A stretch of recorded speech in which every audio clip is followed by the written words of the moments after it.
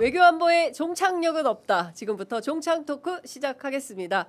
지난주와 마찬가지로 두 분 모셨습니다. 김종대 전 의원님 그리고 김창수 전 민주평동 사무처장님 나오셨습니다. 어서 오십시오. 안녕하십니까. 네. 텐션 좀 올려주세요. 어서 오십시오. 안녕하세요.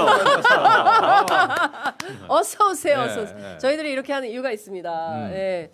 좀 사실은 많은 분들이 좀 지금 선거 때임에도 불구하고 워낙 다양한 그 뭐 전쟁부터 시작해서 삼성전자 파업에 이르기까지 많은 좀 우울한 이슈들이 있어서 좀 더 상쾌하고 상큼발랄하게 출발을 했습니다. 그러나 오늘은 5.18 46주년입니다. 두 분께는 광주는 아주 특별한 것이다 이렇게 생각이 좀 되는데요. 우선 김창수 처장께 좀 여쭤볼게요. 80년 5월 그때 어디 계셨어요? 저는 그때 고1이었습니다. 고등학교 1학년. 그래서 뭐 그 당시 상황이 제가 경험했던 것들에 대해서 상세하게 지금도 기억이 납니다. 그리고 제 인생을 이렇게 쭉 설명한다면은 아마 80년 5월 광주에서 제가 보고 들었던 것들이 지금까지 살아오는 제 인생에 결정적인 영향을 미쳤던 것이라고 생각합니다. 모든 제 삶에 가장 압도적 영향력을 미쳤던 것이었습니다. 고1 사춘기이기 때문에. 고1 사춘기. 네.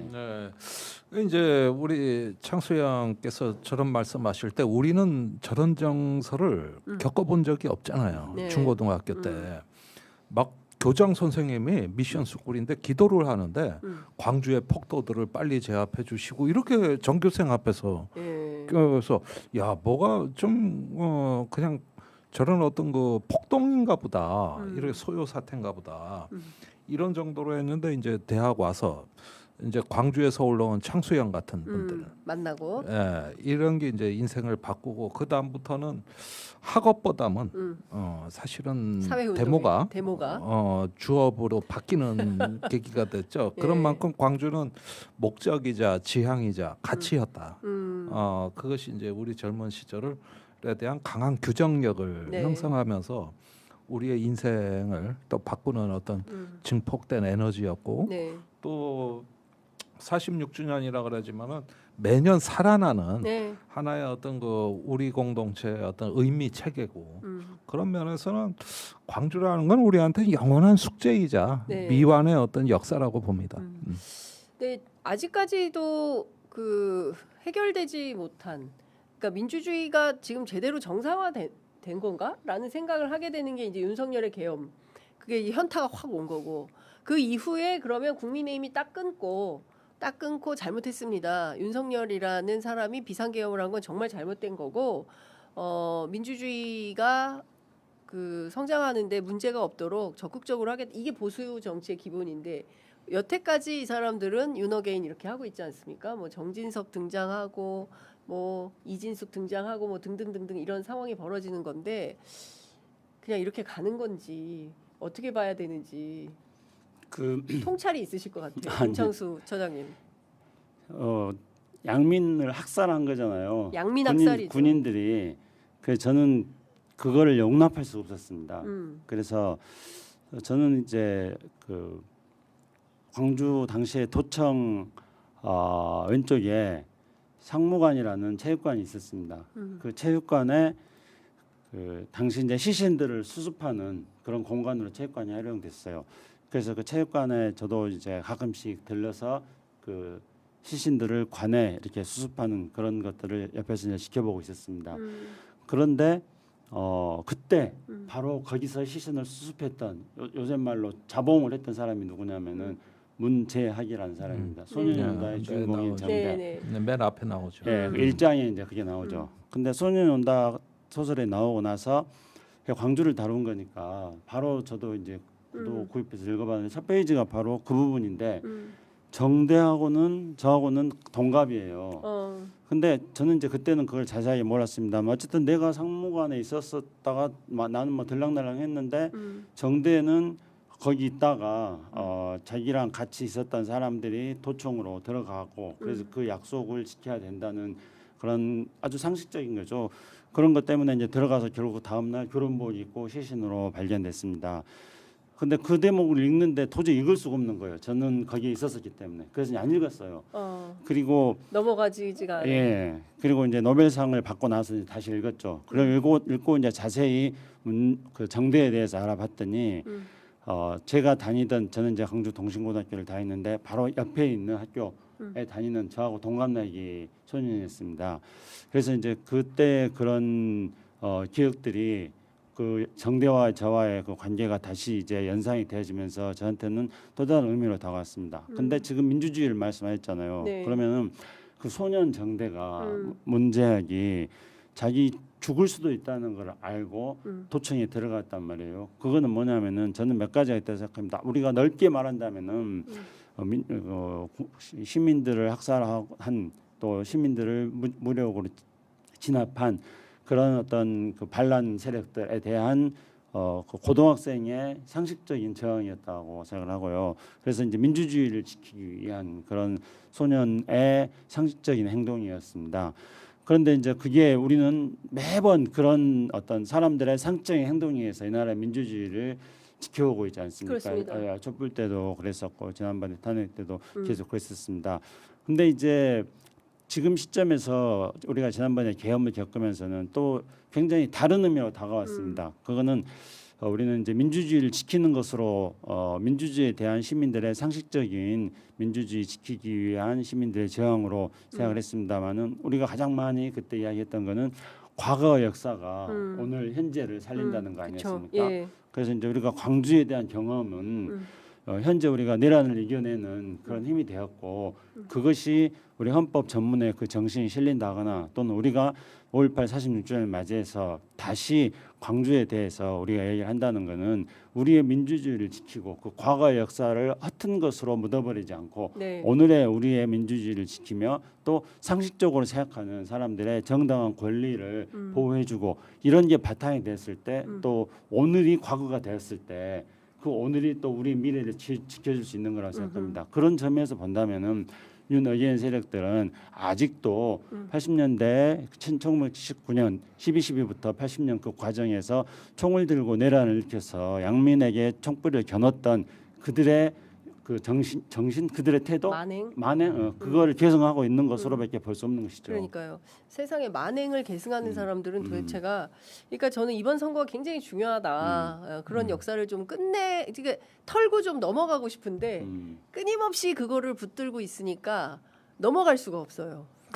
글쎄 뭐 헌법에 전번에 실른다 정치적인 논쟁이 된다 하는 어떤 그 우리 어떤 그 정치의 공간에서 이런 것들이 많이 되지만은 조금 다른 측면에서 네. 이게 시민의 일상과 삶 속에서의 5.18로 승화되는 게 더 중요해 보여요. 네. 그 제가 청주에 박종호라는 기타리스트가 계시는데 좀 나이 많으신데 이분이 손이 불구자라서 기타를 좀 이상하게 쳐요. 그런데 그 이유가 그때 광주 소식을 듣고 나중에 망월동을 찾아가서 이 돌 비석에 하염없이 손을 친 거예요. 슬퍼가지고. 근데 제가 광주에 가서 강연을 할 때 한번 조대부고 그 동창들이 제 강연을 들었는데 우리 지역구에 이런 분이 계신다. 근데 88년에 광주는 말한다 KBS 다큐에 마지막 장면이 그 저기 어머니가 명예 졸업장을 그 죽은 아들 학교에 가서 하고 이제 이렇게 오열을 하는 장면으로 그 다큐멘터리가 끝나는데 그게 88년에 나왔거든요. 그 장면이 내 인생을 바꿨다. 근데 우리 지역에 이런 기타리스트부터 안타까워하는 분들이 계신다 하고 뒤풀이를 하는데 네. 강연 그 죽은 학생의 같은 반 저 동창들이 모인 거예요. 그래서 제 강연을 듣고 내년에는 그 기타리스트를 꼭 좀 모시고 광주에 오시면 우리가 좋겠다. 한번 꼭 뵙고 싶다. 그러니까 그런 것이 이제 또 새로운 연대의 그렇죠. 그런 부분들이죠. 그래서 이 진상규명이냐 그때 많이 이렇게 멀어져가고 이러는 과정에서도 그 동창들이 모여서 네. 이런 이야기를 듣고 그러면서 삶에서 그 부족한 것을 채워나가는 과정. 저는 이게 5.18이 됐다고 봐요. 그리고 또 경북 그 성주에서 그 저 사드 배치로 굉장히 그 어려움을 겪을 때 광주에서 시민들이 버스를 타고 성주까지 갔거든요. 그래서 빛골 광주에서 별골 광주로 이렇게 오작교를 만들듯이 시민들이 연대하고 이런 네. 과정들 이런 것들이 그래서 우리의 삶 속에 광주는 곳곳에서 자기 존재를 알리는 네. 이런 하나의 아이콘이 된 거거든요. 그러니까 우리가 뭐 형식적으로 기념관을 만든다, 헌법에 전문을 넣는다, 또 뭐 어떤 그 사법적인 절차를 마무리 짓는다 하는데 이런 것들은 국가의 그냥 기본인 거고 네. 진짜 완성은 어떤 그런 사람들의 삶 속에서 박혀 있는 네.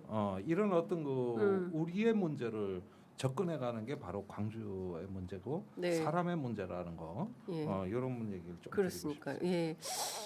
저희가 오늘 아마 뭐 여야가 그리고 또 정부가 함께 준비하는 행사들이 10시, 11시 이제 연이어서 있는 걸로 알고 있는데요. 이제 관련해서 저희가 취재 편의점에 라이브 방송을 연대해서 틀고 있으니까 함께 하시면 좋을 것 같다라는 말씀 좀 드리겠습니다. 자, 그리고 어제 한밤에 그 서면 브리핑이 있었어요. 무슨 얘기냐면 이재명 대통령과 트럼프가 30분간 통화를 했습니다. 미중 정상회담 이후에 처음 하는 통화인데요. 이제 다카이치에 이어서 두 번째로 이재명 대통령이 통화를 했습니다. 우리 측 요청이었다고 정부가 설명을 하고 있어요. 우리 측 요청에 따라서 소통을 했다라는 건데요. 어떻게 보십니까? 뭐 통상적인 뭐 어떤 얘기했는지 궁금해서 들었을까요? 아니면 한반도 이슈와 관련해서 좀 직접적으로 어떤 요인이 있어서 그랬다고 보십니까? 어떻게 보세요? 어떻게 보세요? 글쎄 뭐 우리 측 요청이었다 그러니까 이게 저 뭐 의례적인 건 아니죠. 보통 그 미국 정상이 어떤 이렇게 뭐 순방 외교를 했는데 우리와 관계돼 있으면 자기가 전화해서 이를 알려주는 게 네. 정상인데 이번 경우에는 우리가 했다. 그리고 한반도 문제가 그다지 논의된 것도 없는데 그냥 북한 비핵화 뭐 요 한마디거든요. 북한 비핵화. 예. 그런데 왜 요청을 했을까? 그런데 예. 또 며칠 전에 예. 지난주에 앙규백 장관이 미국에 가서 한미 그렇죠. 국방장관 회담을 했잖아요. 맞습니다. 난 그것도 좀 그래요. 그 왜 갔을까? 음. 어차피 저 11월에 한미 국방장관 회담이 있는데 네.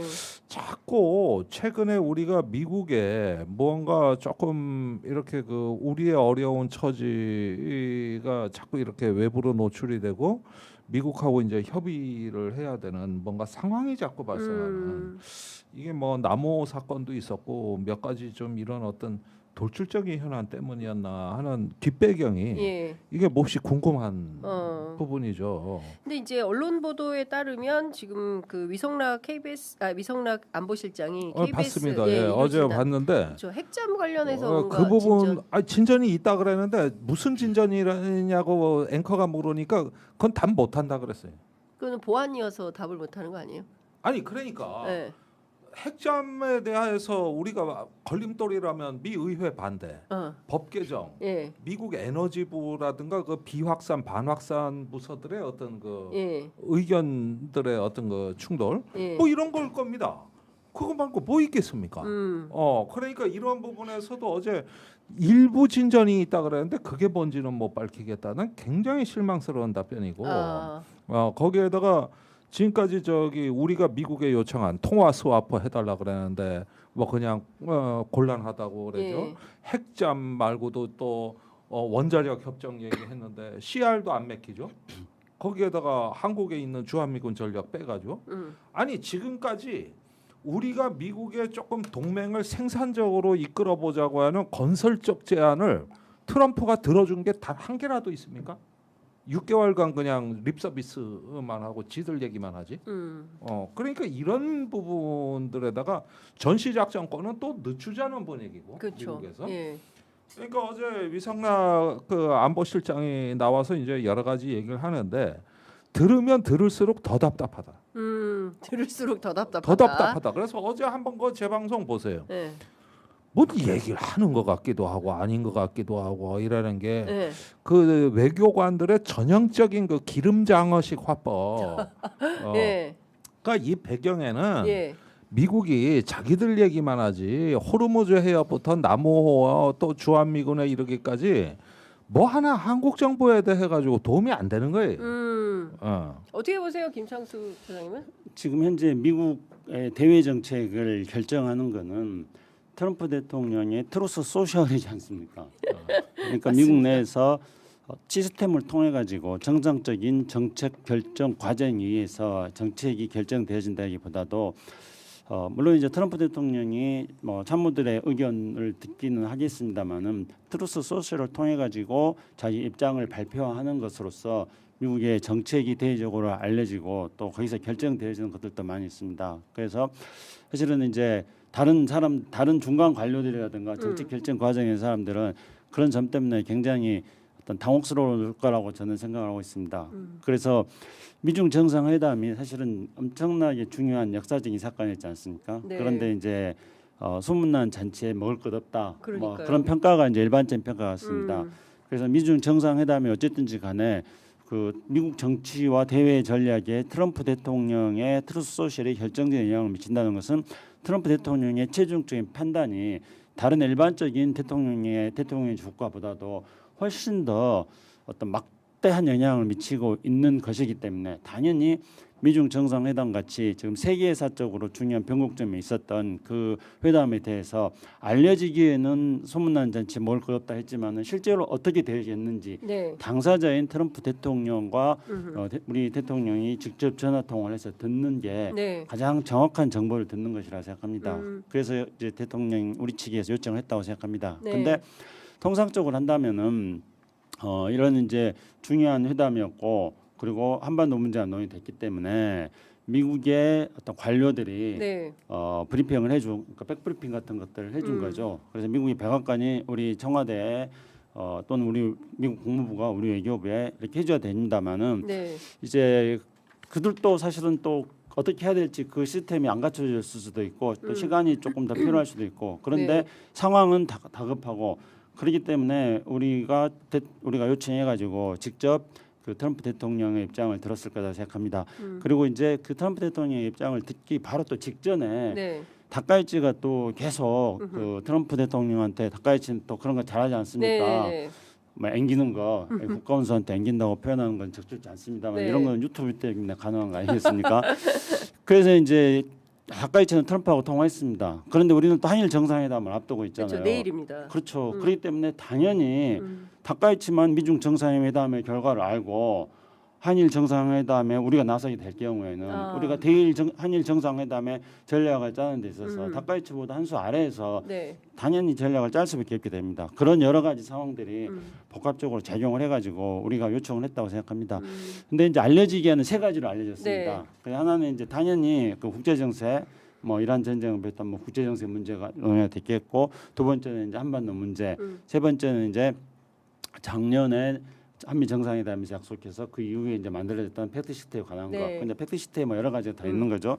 근데 뭐 30분간 전화해가지고 세 가지 사안에 대해서 심도 있게 논의하지는 않았을 거라 생각합니다. 그렇죠. 뭐 통역 합치면 예. 네. 그리고 세 가지 사안이 다 논의됐다 하더라도 또 추가로 논의된 것도 있을 거고, 그리고 또 세 가지 사안에 대해서 논의된 것에 시간이라든가 경중이 다를 거고 네. 그렇다 생각합니다. 근데 이제 우선 제가 말씀드리고 싶은 건 한반도 문제가 어떻게 논의됐을 것인가 하는 건데, 일반적으로 언론에 알려진 한반도 비핵화에 대해서 뭐 합의했다 네. 뭐 이런 정도지 않습니까? 예. 근데 이 말 가지고는 판단하기 어려운 부분이 있다고 생각합니다. 그래서 전후 맥락을 살펴봤을 때 우리가 예. 유추해 볼 수 있는 게 있습니다. 우선은 원래는 3월 말부터 4월 초까지 3박 4일인가 4박 5일간 베이징에서 정상회담, 미중 정상회담을 네. 하기로 되어 있지 않았습니까? 그리고 그 시점에서 3월 달부터 계속 북중 관계가 예. 변화가 나타나기 시작했습니다. 항공편이 코로나에 제기된달까, 또는 뭐 철도가 연결된달까, 막 이런 것들이 3월 달부터 계속 있었죠. 이건 뭐냐면은 미중 정상회담을 앞두고 트럼프가 북한과 관계 개선을 중요 제기이기 때문에 중국이 미중 정상회담을 앞두고 북한과의 관계를 진전시키면서 네. 그걸 카드로 해서 미중 정상회담에 나서려는 그런 트럼프의 시진핑의 계획이었다고 생각합니다. 근데 그게 이제 이란 전쟁 때문에 지금 또 미뤄지고 미뤄졌죠. 그런 미뤄졌음에도 불구하고 예. 그런 구상 자체를 철회하지는 않았을 거라고 봅니다. 이란 전쟁이 길어졌었다는 굉장히 중대한 변수가 생겼지만은 트럼프가 이란 전쟁이 수습되어지는 그런 적정한 시점에서 북한 카드를 써야겠다고 생각할 거고 당연히 그렇기 때문에 중국 역시 그것을 가지고 트럼프하고 조율을 했을 겁니다. 그리고 중국 외교에 있어서 핵심적 인물인 왕이 외교부장이 또 4월 중순에 가서 만났죠. 만났지 않습니까? 이미 그거는 미중 정상회담에서 북한 문제를 어떻게 다룰 것인지 이런 것들을 왕이가 가서 김정은하고 의논한 겁니다.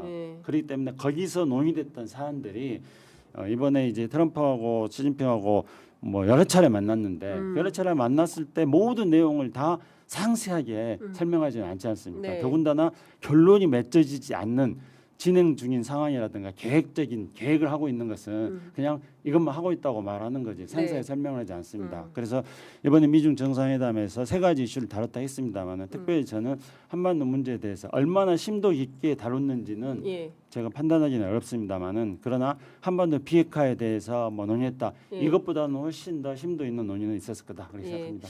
뭐 오늘 내일 청와대에 들어가서 제가 질문을 해보도록 하겠습니다. 뭐 어떤 얘기를 심도 있게 했는지 저도 뭐 취재를 제대로 빡세게 좀 질문을 해서 무슨 얘기했는지. 근데 빡세게 질문할수록 답은 또 헐렁하게 나오는 또 이성락 안보실장의 스타일이. 하여튼 그래서 사실은 지금 뭐 이제 전화 통화가 굉장히 중요한 그리고 또 내일 그 일본과의 한일 정상회담이 있기 때문에 그리고 이제 말씀 주신 대로 그 트럼프하고는 이제 다카이치가 통화를 해서 소통을 끝냈고 사실은 호르무즈에 막 뭐 우리한테 참전하라고 요구했는데 우리는 소극적이었고 다카이치는 적극적인. 그렇지만 다카이치도 끝내 뭐 거기에 참전한다 소리는 안 했어요. 근데도 이번에 역시 일본을 먼저 통화를 하는 이런 상황을 보면 또 순위가 있나? 뭐 이런 생각을 또 하게 된다라는 생각이 좀 듭니다. 그리고 제가 여쭤보고 싶은 건 이런 겁니다. 오늘 뭐 우리가 해야 될 게 너무 많아. 벌써 30분인데 큰일 났네. 빠르게 압축적으로 말씀을 조금씩 요약해서 해주시면 좋을 것 같다는 생각이 좀 듭니다. 일단 어제 조현 외교부 장관이 이란 외교부 장관하고 통화하면서 나무호 관련된 사실관계를 좀 확인해달라는 입장을 요구했습니다. 이거 사실 그 나무호에 생긴 파공이 어느 나라의 어떤 무기로 왜 한 거냐에 대한 사실관계를 정부가 확인했기 때문에 이란 당국에 뭔가 요구하는 건가라는 의심을 하게 되는데 의원님 어떻게 보세요? 글쎄 저는 그 이성락 안보실장하고 조현 외교부 장관이 너무 좀 서두른다는 느낌을 자꾸 받게 되는데 처음에 그 정부 조사단이 파견되고 불과 며칠 만에 1차 조사 발표를 하지 않았습니까? 그러면서도 공격 주체와 그 동원된 무기는 앞으로 조사 결과에 따라서 밝혀진다 그랬으니까 아니 그렇다면은 이란 막 대사를 외교부에 부르고 이런 건 너무 과한 조치 아니었냐. 앞으로 조사한다고 해놓고. 근데 그거는 누가 보더라도 이란에 무게를 두는 행보였거든요. 그다음에 조현 장관 이제 아그라치 외교부 장관하고 통화도 그렇고. 그래서 뭔가 이렇게 피격당했을 때 우리가 가만히 눈 뜨고 당하는 게 아니다라는 걸 보여줘야 된다는 조급증 때문에 일단은 서둘러 발표를 했는데 그런데 정작 중요한 공격 주체와 그 공격 의도 그게 이제 또 지금 저기 서서히 이게 판단이 기우는 게 우리 국방과학연구소 조사 결과 이게 드론이 아니라 미사일 쪽으로 기울고 있어요 지금. 근데 드론이라 그러면 약간 회색지대 도발인데 이게 저기 진짜 전쟁 행위냐 아니냐. 그런데 미사일은 이거는 전쟁 행위에 가깝거든요. 그러면 대응이 아무래도 더 달라질 수밖에 없어요. 그래서 이런 부분들까지 보면은 명확한 어떤 그 스모킹 건 이 잔해 분석까지 끝나야 되는 시간을 요하는 부분이고. 아직까지 이걸 갖고 우리가 어떤 행동 방침을 결정하기가 어렵습니다. 근데 자꾸 그냥 뭐 보수 언론 이런 데서 막 들쑤시고 국민의힘이 난리치고 이걸 제2의 천안함으로 몰고 가려는 나무호를 제2의 천안함으로 그렇죠. 그래서 정치 공세의 수단으로 써먹으려고 이렇게 되는 거라면. 그래서 이럴 때는 어떤 국제사회가 공격받은 나라들이 다 규탄을 했고 그러면 이 정도 수준에서 앞으로 이런 거는 어떤 그 국제적인 조사 또 공조 여기에 연대해서 하겠다 그러면 되지 반드시 이걸 지금을 책임을 물어서 여기서 어떤 거 답을 얻겠다고 이렇게 서둘러 봤자 그럼 우리 외교 당국이 좀 보수 언론에 끌려가는 측면이 이런 측면이 압박받는 측면이 좀 있다고 봐요. 그래서 예. 당장 답을 내릴 게 아니라면은 이제는 어느 정도 조금 냉철하게 시간을 갖고 푸는 것도 나쁘지 않고 아유 지금 뭐 남호뿐만 아니라 우리 지금 26척이 갇혀 있는 데다가 배도 지금 예. 여러 가지 풀어야 될 문제가 한두 개가 아니고 두 번째는 이란에 특사까지 보낸 그렇죠. 유일한 나라가 우리나라인데 맞습니다. 우리나라밖에 없어요. 예. 그러면 외교 라인이 지금 한 라인이 다 살아 있는데 네. 이걸 책임을 묻겠다고 하는 다른 쪽의 강경한 목소리가 앞으로 나와서 판을 깨버릴 수는 없는 거 아니에요? 아, 이거 큰일 나죠. 그러면 어떻게 보십니까? 두 가지 문제가 충돌하고 있다고 생각합니다. 우선 하나는 명백하게 우리 국민과 재산이 어떤 세력에 의해서 공격을 당했고 네. 우리 재산에 피해를 입었다는 것 그리고 또 호르무즈 해협에 우리 선박 26척이 있기 때문에 우리 선박이 피해를 받을 가능성이 점점 커지고 있기 때문에 국가로서는 우리 선박을 보호해야 되는 책임감과 사명감이 점점 더 뚜렷해지고 있다는 그게 이제 하나의 측면이 있습니다. 네. 두 번째 측면은 이제 이란 전쟁과 관련된 것이고 이란이 호르무즈를 통제하고 있기 때문에 우리가 이란과 관계 속에서 어떻게 우리 26척의 선박을 안전하게 보호할 것인가 이걸 또 해야 되는 그런 이중에 이제 상황이 놓여 있다고 생각합니다. 그런 상황에서 이제 남호 같은 경우에는 현재까지 우리 김정대 의원이 잘 설명해 주셨습니다만 어쨌든지 간에 이란이 통제하고 있는 수역 내에서 우리가 네. 공격을 받은 겁니다. 그래서 이란은 어떤 방식으로든지 간에 연관이 되어 있습니다. 이건 이제 분명한 거죠. 그러나 이제 우리가 명백하게 이란의 특정 세력을 우리가 특정할 수 있는 누구가 했다. 네. 이런 것까지 이제 정확하게 특정할 수 있는 상태는 아직은 또 아니지 않습니까? 그렇죠. 그래서 우리 재산과 국민을 보호해야 되고 앞으로도 위협의 가능성이 높아지는 상황과 이란으로부터 특정하지는 않지만 공격을 받았다는 것. 그리고 이란 전쟁 때문에 네. 우리 선박을 보호하기 위해서 이란과의 소통을 지속적으로 해야 된다는 거. 이 사이에서 지금 우리가 줄타기를 해야 된다고 생각합니다. 그래서 결론적으로 말씀드린다면은 이것에 대해서 명확한 그 특정한 세력들을 밝혀내면은 그거에 대해서는 분명하게 우리가 책임을 요구하고 그리고 쉽지가 않죠. 그러니까. 그렇지만은 모르겠는데 이란은 아니에요, 복잡하니까. 아니에요. 그럼에도 불구하고 이란이 통제하고 있는 해역 내에서 발생한 사건입니다. 그 이란한테 책임을 물어야 돼. 책임을 묻는다는 것은 너희들이 공격을 했다 이렇게 책임을 묻는 게 아니라 너희가 이 사건에 대해서 해명할 수 있는 해명을 해서 조사를 해서 우리한테 알려야 된다. 아는 대로 조사해서 그렇죠. 이런 것들에 알려라. 대한 책임을 이란한테 요구를 해야 됩니다. 조사에 대한 책임을 예. 이란한테 물어야 되는 것이고요. 그리고 그런 부분들이 최종적으로 밝혀졌을 때는 그에 대한 조치를 또 합당하게 취하면 되는 거라고 생각합니다. 네. 지금으로서는 어쨌든 우리 정부가 우리 국민과 재산을 보호하고 있다는 그 노력하고 있는 그 최선의 노력을 네. 다 하는 거 이게 저는 필요하다고 그러니까요. 봅니다. 근데 지금 보면 말씀 주신 대로 호르무즈 해협이 전쟁 상황이 돼버린 거잖아요. 멀쩡하던 바다가 느닷없이 이 전쟁이 일어나면서 핵 협상이 쟁점이 아니라 호르무즈 해방이 중요한 쟁점이 돼버린 이 상황에서 사실상 지금 보도 나오는 내용을 종합해 보면 이란은 호르무즈 해협의 통행을 관리하기 위한 전문적인 메커니즘을 마련했다. 이렇게 이제 이란 정부가 밝히기도 하고 있고 또 이 지역을 오가는 그 선박들에 대해서 통행료를 징수할 방침이다. 이런 얘기도 나오고 있는 겁니다. 일부는 뭐 몇몇 나라하고는 협의도 들어갔다. 협의도 하고 있고 예, 그다음에 이런 뭐 얘기도 하고 중국을 있고. 비롯한 몇몇은 또 이렇게 적대국들에 아니 대해서 통합을 중국하고는 뭔가 있는 것 같아요. 중국 선박들이 잘 빠져나오거든요. 그러니까요. 예. 이게 저번에도 7척이 미중 예. 정상회담 전에 예. 중국 선박이 빠져나왔고 나오고. 그다음에 지금 상당히 그 이례적인 게 미중 정상회담 직전에 중국이 초대형 유조선 10척을 네. 그 미국이 봉쇄하고 있는 앞쪽으로 전진을 시켜가지고 미국 군함하고 대치 상황까지 가고 있었어요.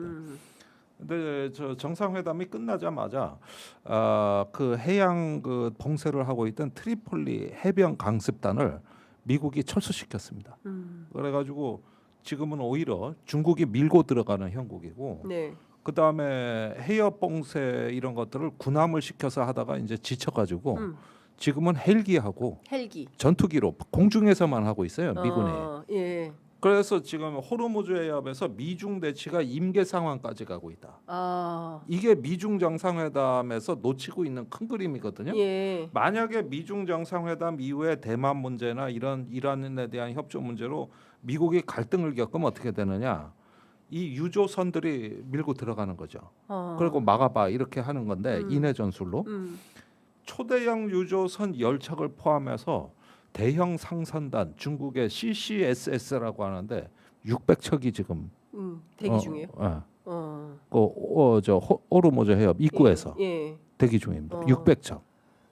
그러니까 예를 들어서 만약에 이제 중국이 밀고 들어가게 된다면 미국은 어떻게 할까요? 그러니까 미간 상선에 대해서 네. 어떻게 하냐고. 그것도 또 초대형으로 밀고 들어오면 이게 중국식 전술 아닙니까? 네. 어. 모택동식 전술. 이거 전술? 골치 아파지는 건데 네. 그거를 지금 중국이 슬쩍슬쩍 보여주고 있죠.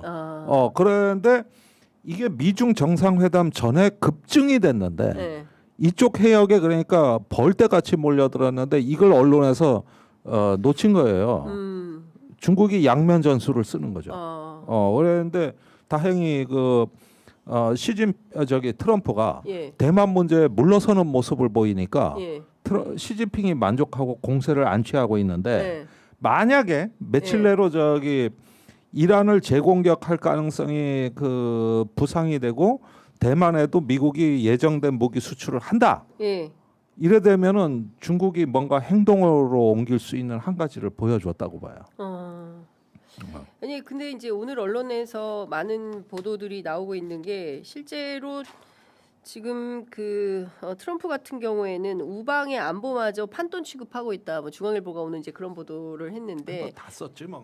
대만의 이제 무기 판매와 관련해서 그런 이제 이거 팔 수도 있고 안 팔 수도 있고 왜냐하면 트럼프가 아주 좋은 카드라고 했기 때문에 네고시에이션 칩이라 그랬지. 네고시에이션 칩. 네. 발음은 좀 아주 다를 좋은. 것 같고.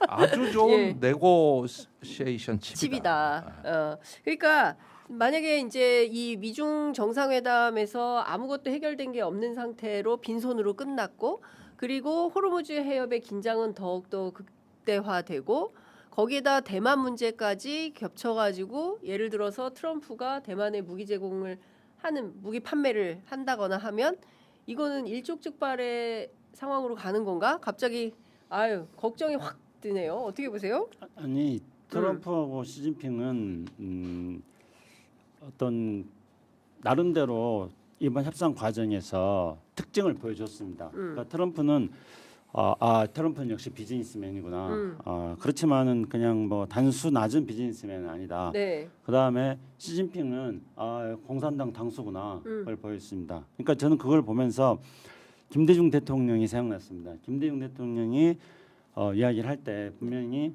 어떤 상인의 현실 감각과 서생의 문제의식 이 두 가지가 다 필요하다 그랬거든요. 그런데 시진핑은 서생의 문제의식을 가지고 이 협상에 임했습니다. 그리고 시진핑은 상인의 비즈니스 감각, 현실 감각을 가지고 협상에 임했거든요. 그래서 이제 우리 같이 또는 객관적인 사람들이 평가할 때는 서생의 문제의식을 가지고 뭔가 국제 질서를 소화하는 네. 도덕적으로도 훨씬 우위에 서 있는 그리고 글로벌한 아젠다를 이렇게 접근하는 이 시진핑이 되게 이제 우위에 서 있는 걸로. 그래서 미국 언론들조차도 시진핑이 글로벌 리더십을 이렇게 트럼프가 그냥 거저줬다 이런 식으로 이제 평가하지 않습니까? 근데 이제 트럼프는 상인의 감각으로 접근했기 때문에 자기 이익을 어떻게 챙길 것인가 늘 이제 이런 각도로 보고 있는 거죠. 그래서 이번에 시진핑하고 트럼프가 협상할 때도 문제 제기하는 수준이 다르지 않습니까? 그러니까 시진핑이 성과로 트럼프가 지금 이번에 백악관에서 팩트시트 발표했어요. 네. 성과로 발표하는 게 무슨 뭐 콩을 팔았느니 뭐 이런 거지 않습니까? 소고기 해산했느니 뭐 보잉을 뭐 500대를 하긴 했는데 200대밖에 안 됐다는 거 어쨌든 이제 이렇게 지금 접근하지 않습니까? 근데 이제 시진핑은 딱 투키디데스 함정을 딱 이야기하고 원래 이 패권국하고 도전국하고 둘이 충돌하면 큰일 난다, 전쟁 난다, 니 각오해라 이렇게 하기도 하고 대만 문제에 대해서 큰 소리 빵 치기도 하고 막 이렇게 이제 접근했습니다. 근데 그러면서 이제 결국은 대만 문제에 대해서 금방 말씀하셨는데 이게 바로 이제 우리가 역사적으로 항상 봤던 국제 정치에서 영원한 적도 영원한 우방도 없다. 그러니까 뭐 동맹의 안보를 어떻게 했다고 네네네. 언론에서 평가하는 것도 오랫동안 국제 정치에서 영원한 적도 영원한 우방도 없다는 게 지금 미중 정상회담에서 대만 문제를 놓고 벌어진 상황을 설명하는 거 아니겠습니까? 근데 영원한 적도 영원한 우방도 없다는 그것에 있어서 핵심적인 거는 네. 그 강대국들은 모두가 다 자기 국가 이익을 중심으로 움직인다는 거예요. 그렇기 때문에 1982년도에 대만 문제에 대해서 거론하지 않는다. 내각이 말했던 거.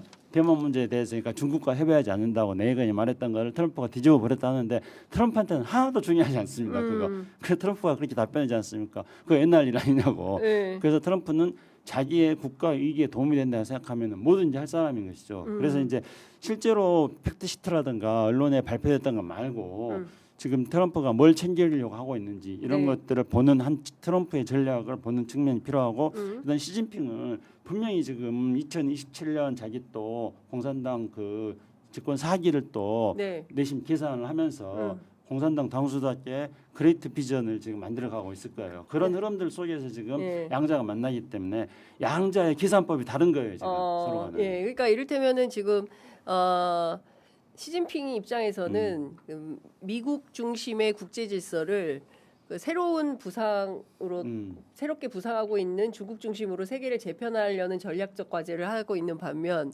트럼프 같은 경우에는 이거저거 우리가 이런 거 팔아가지고 챙겼다 약간 국내 정치용으로 그러니까 나 더 지지해줘 뭐 이런 식의 셈법이어서 완전히 서로 계산이 다른 차원이 다른 뭐 이런 상황이다 말씀 주셨는데 제가 그 김종대 의원님께 여쭤보고 싶은 것은 끝나자마자 이게 관계가 트럼프는 트럼프대로 시진핑은 시진핑대로 쭉 이제 다른 나라 정상들을 만나는데 시진핑은 지금 보면 푸틴 그리고 이어서 샤리프 파키스탄 총리 파키스탄. 예, 쭉쭉 만나게 되어 있고 여기는 트럼프 같은 경우에는 또 전혀 다른 또 그래서 약간 두 개의 세계가 이렇게 돌아가는 건가라는 생각도 좀 드는데 그런데 중국의 어떤 그 이제 그 균형자, 중재자 뭐라고 해야 될지 상당히 G2 대국 정치 네, 예. 이제 대국화되는 어떤 그 본인의 그걸 과거는 겸손하게 이렇게 숨겼다면은 이젠 드러내는 걸로 확연히 달라진 모습을 보여지고 그러면서 본인들이 이제 어떤 국제 질서 사회의 중요 의제들에 다 관여하는 어떤 듯한 양상들. 중국이 예. 이건 보통 일은 아닙니다. 이건 정말 보통 일이 아니죠. 보통 일이 아니다. 이제는 G2라는 말 예. 언제전가 시진핑이 얘기했던 신형 대국 관계. 예. 예, 이제 이 시기가 본격적으로 열리는 겁니다. 과거에는 G2라 그러면 중국이 놀래가지고 아이고 우리 G2 아닙니다. 아닙니다. 뭐 이랬단 말이에요. 그런데 이제는 G2라는 말을 써요 실제로. 자기들이 이것만 해도 충격이에요.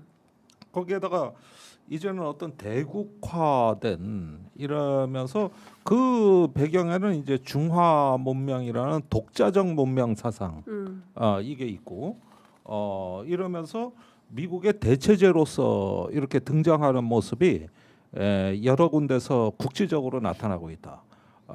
미국의 군사 패권, 달러 패권 어디에 귀퉁이가 허물어질 때마다 어김없이 중국의 존재감이 보여지는데 여기서 제일 충격적인 거는 전 젠슨 왕이라고 봐요. 이번에 H200 그 네. AI 반도체 칩을 어느 정도 주려고 데리고 간 거거든. 그렇죠. 트럼프는. 근데 중국에서 안 받겠다. 안 받겠다. 예, 그러면서 시진핑 식의 이 반도체 굴기는 우리가 지금 미국 거 사다 쓰면 편하다. 과거에 그래 왔는데 그렇게 미국의 칩을 의존하다 보면 중국의 독자적인 어떤 칩의 굴기는 안 된다. 그럴 바에는 어렵더라도 우리 걸로 하겠다. 그러니까요. 이러면서 오히려 안 받아버린 거예요 이게. 예. 그러면은 저기 미국에서는 중국이 칩 때문에 고개 숙이고 들어올 거라고 우리 그거 좀 달라고 할 줄 알았는데 정반대. 니네 거 안 받아. 안 받아 잃어버리니까 예. 칩이 아닌겨. 예.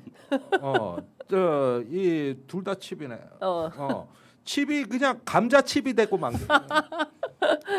그 귀한 칩이. 예. 그러니까, 안주거리 감자 칩이 되고 만 게. 예. 그러니까 그래가지고 가가지고 짜장면만 먹고 왔어요. 셰프랑이.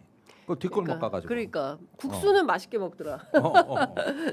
그래가지고 저기 뭐냐 수십 위안짜리 그 몇천 원짜리 짜장면에 아주 헤헤거리고 웃다 왔는데 이런 부분입니다. 그러니까 이게 중국이 보여주는 태도가 과거에는 중국식 실용주의란 게 있어가지고 있는데 지금은 말이죠. 이제는 세계가 바뀌었다. 그러면은 중국의 부상과 푸틴을 만나서는 무슨 얘기를 하게 될까요? 어쨌든 뭐 그 파키스탄 총리를 만나서는 이란 전쟁을 얘기를 할 것 같은데 아니 그런데 푸틴 만나서 지금 저기 유심히 그 관찰이 되는 특이한 것 중에 하나가 뭐냐면 유럽의 우크라이나 전쟁하고 중동의 이란 전쟁이 통합되고 있습니다. 긴밀한 상호작용 속에서. 예를 들면은 이란 분쟁이 있으니까 러시아 석유 제재를 해제했잖아요, 미국이. 그러니까 우크라이나가 러시아의 석유 시설을 때리고 이런 식으로. 전쟁이 이 양쪽의 전쟁 논리가 이게 중동 전쟁 따로 유럽 전쟁 따로가 아니라 합쳐지고 있는 거죠. 그러니까 그게 이제 중국이라는 어떤 그 저기 중재자의 국가 속에서는 이 양쪽의 전쟁이 조율이 되는 거예요. 그래서 푸틴이 왔다. 그러면 이제 중국이 러시아의 뒷배 노릇을 하면서 우크라이나 전쟁에도 발언권을 행사하고 중국이. 그다음에 이란의 어떤 우라늄을 어디로 반출하느냐가 지금 핵심인데 트럼프는 나한테 갖고 와라는 그렇죠, 미국으로. 푸틴은 자기가 가져갈 수 있다고 얘기하는 거고. 그리고 오늘 중요한 뉴스가 나온 거예요. 20년간 우라늄 농축 중단하겠다는 거 트럼프가 받을 수 있다고. 악시오스에 나왔어요. 그래요? 원래 10년? 아니 무기한이 중단하라 그랬지 트럼프는. 근데 벤스가 20년으로 합시다 한 걸 뒤에서 깨버렸지 않습니까? 근데 트럼프가 진짜 치킨이 된 거야. 진짜 20년 받을 수 있다. 이렇게 그러니까, 나온 거야 오늘. 그런 정도로 압박을 느끼고 있다 트럼프가. 우라늄만 좀 빼자. 그런데 미국으로 안 가져와도 이제 트럼프 푸틴이 잘 얘기해서 러시아로 가져갈 수도 있는 거고 카스피해 통해서 그러면 카스피해를 통해 가지고 가까운 러시아에 갔다 왔다 스냅백 조항을 어디다 넣어가지고 악화되면은 다시 또 이란이 되돌려 받겠다 이런 조항을 어디 넣어서 지금 협의할 수 있다는 얘기가 나오고 있어요. 우리가 알던 미국이 아니네. 완전히. 시진핑이 미중 정상회담 이후에 러시아를 만난 거는 아까 미중 정상회담 임하는 시진핑의 전략과 연결돼 있습니다. 그러니까 일단은 지금 현재 지구촌의 최대 관심사는 이란 전쟁을 어떻게 끝낼 것인가 하는 거 아니겠습니까? 그런데 이제 미국도 마찬가지로 이란 전쟁을 빨리 끝내야 되는데 미국은 글로벌한 질서를 안정적으로 만드는 것보다 이제 트럼프 입장에서는 11월 중간 선거 때문에 빨리 이제 끝내야 되는 그런 지금 궁지에 몰려 있잖아요. 근데 시진핑 입장에서는 그거를 트럼프가 요청한다 그래서 바로 들어줄 수는 없는 거죠. 트럼프가 중간 선거에 압박이 몰리는 거를 시진핑은 또 카드로 또 써야죠.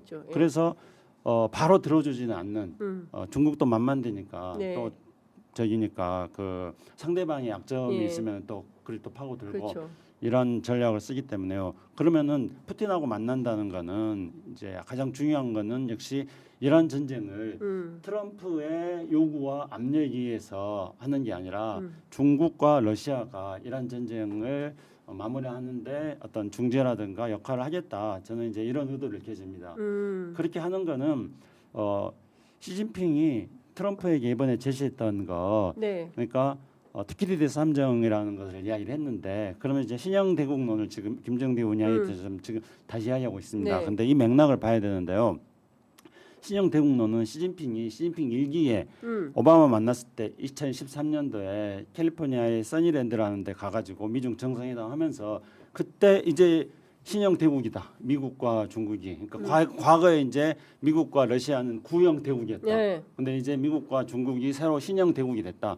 그래서 태평양은 넓다. 그러니까 태평양 나눠쓰자 이렇게 한 거예요. 근데 이거는 굉장히 도발이었어요. 왜냐면은 등소평이 100년 동안 칼을 빼지 마라 그랬는데 도광량이 하라 그랬는데 시진핑이 뽑아버렸거든요. 태평양 나눠쓰자니까 이 미국이 난리가 난 거죠. 그래가지고 이제 중국의 견제를 더 본격적으로 하기 시작한 겁니다. 그래서 중국도 다시 이제 그 신형 대국론을 이제 끄집어들지 못했어요. 근데 이번에 신형 대국론을 끄집어내지 않았습니까? 왜 이번에 신형 대국론을 끄집어냈냐면은 작년에 2025년 12월 5일 날 발표된 미국의 국가안보 전략 보고서에 따르면은 미국이 이른바 이제 사방거라고 했던 그러니까 아메리카 대륙을 지키는 것을 최우선으로 하는 그러니까 이거를 이제 옛날에 그 멀로 독트린에 비유해가지고 던노 독트린이라고 그렇게 말하지 않습니까? 그러니까 그래 좋아 미국 너희들은 그러면은 서반구 아메리카 대륙 다 먹어.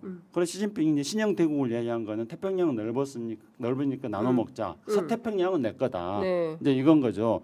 그러면은 이제 이건 다시 말하면은 시진핑이 이제 국제 질서를 자기가 미국이 만들어 나갔던 국제 질서를 시진핑이 만들어 나가는. 그래서 이제 시진핑이 이렇게 말하지 않았습니까?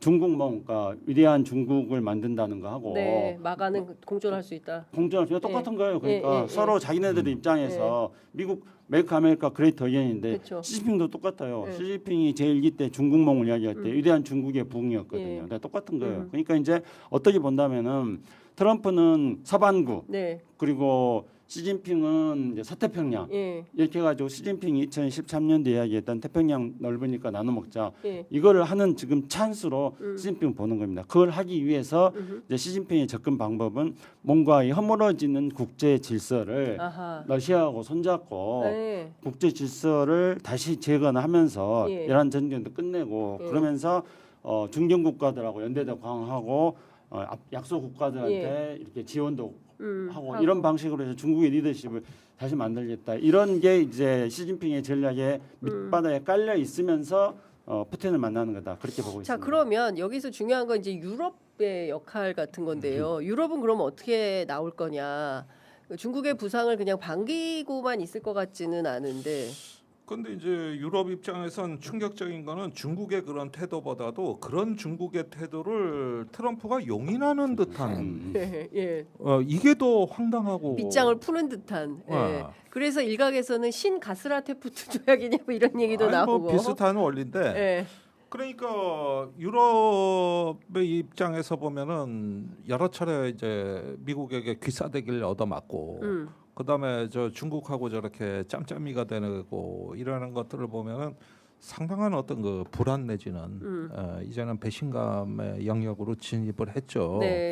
거기에다가 지금 제일 화급한 건 뭐냐면은 이 국제 해상 이제 자유연대 이걸 갖다 영국, 프랑스 주도로 해서 40개국이 그 호르무즈 정상화 연합체 그렇죠.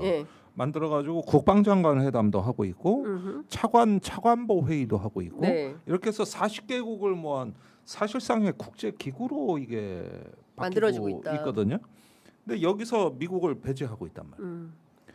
그러면서 나중에 휴전 내지 종전이 되면 우리가 들어가겠다 이렇게 돼 있는데 나름대로 기뢰 제거라든가 소해 능력, 또 연안 전투 능력 이런 면에서 미국보다 나아요. 실력이.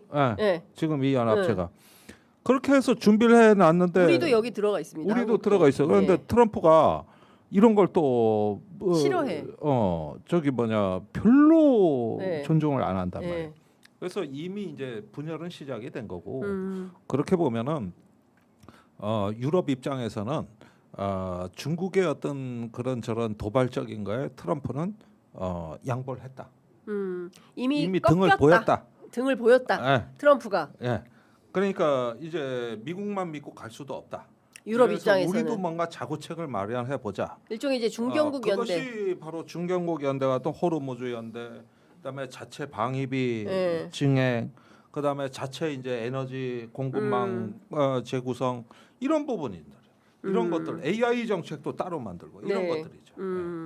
그러니까 지금 세계가 정말 늘 세계는 급변하는데 최근에는 진짜 급변하는 세계 정세 속에서 대한민국의 운명은 어디로 어떻게 가느냐 우리 스스로 방향타를 잘 잡고 국익에 기반한 외교를 분명하게 하지 않으면 경우에 따라서는 휘둘릴 수 있겠다.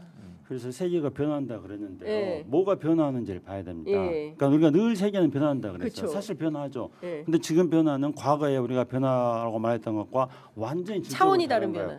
이제 그러면 왜 차원이 다른가를 비교를 해보자면요.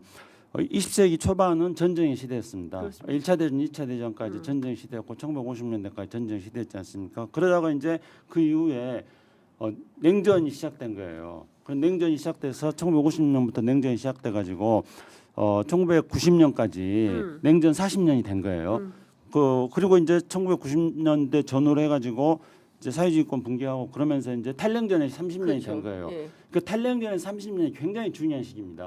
이 지구 역사상 또 굉장히 유례 없이 평화가 잦아드는 시대였거든요. 평화가 찾아온 시대였습니다. 그래서 그때 이제 뭐 우리는 미국은 중국을 WTO에 가입시키고 네. 그 사이에 중국은 성장하고 우리는 또 한중수교 해가지고 지난 30년간 우리가 경제관리 성장을 했던 거는 탈냉전 시대에 중국하고 장사해가지고 우리가 경제관리 성장했던 중국, 거예요. 러시아 뭐 이런. 그렇죠. 예. 그리고 북한하고 남북 관계도 탈냉전 시대에 다 개선한 거예요. 그렇죠.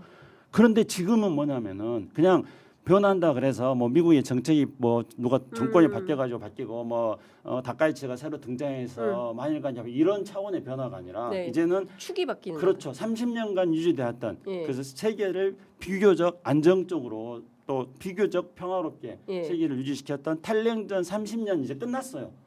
그 새로운 시대예요. 네. 근데 새로운 시대에 대해서 이제 뭔지 몰라요. 네. 그래서 이거를 신냉전이라고 말하기도 하고 뭐 다극화 시대라고 말하기도 네. 하고 근데 불확실한 시대예요. 불확실하다. 예, 그래 저는 이것이 일단은 뭔지 잘 모르겠으니까 탈냉전이다. 탈냉전. 탈냉전에서 벗어났다. 뭔지는 네. 모르겠어요. 예, 탈냉전. 이 탈냉전에서 벗어난 탈냉전 시기에 예. 다들 국가 전략을 짜는 거예요. 앞에 말씀드렸던 중국이 그렇게 하는 것도 탈냉전 시대에 최소 30년 정도를 내다보고 국가 전략을 짜는 거고 네. 트럼프도 마찬가지예요. 트럼프는 이제 접근 방법과 계산법이 다른 거죠. 비즈니스 방식으로 이 탈냉전 시대에 가려고 하는 거고 사우디라든가 이런 데는 마찬가지예요. 아랍에미레이트가 오페크에 탈퇴한 것도 다 마찬가지고요.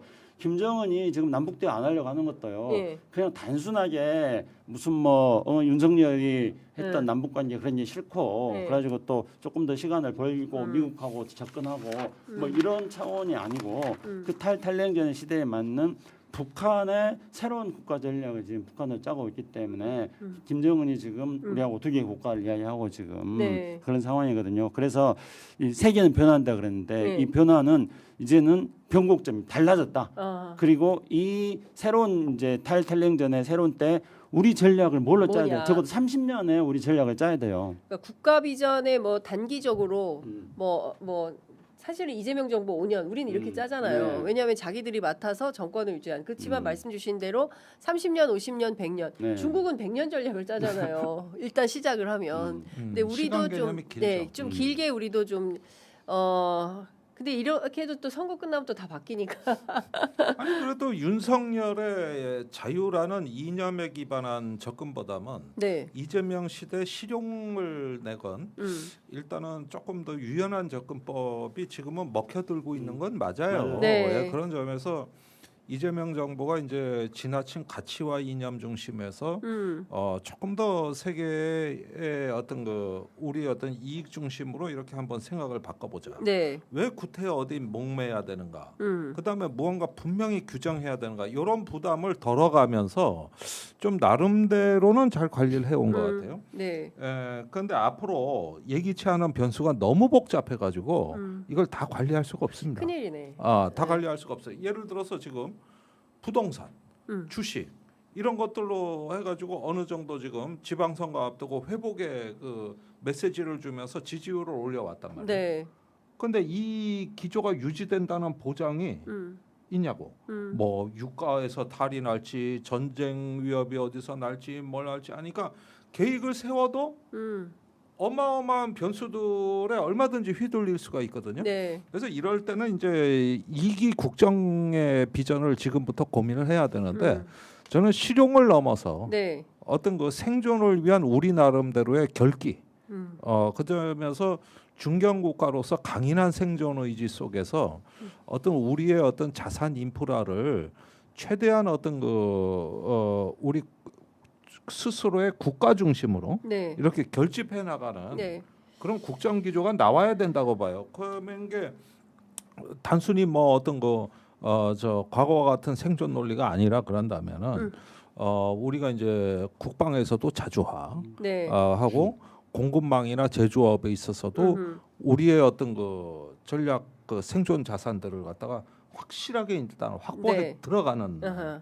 좀 이런 쪽으로 이제 관리가 돼야 그렇습니다. 되겠죠. 한 가지만 더 말씀드리면은 그러니까 김정대 말씀 완전히 동의하고 그냥 우리가 스스로 한번 판단해 보자는 거죠. 네. 그래서 우리는 세계 10대 경제 강국이에요. 네.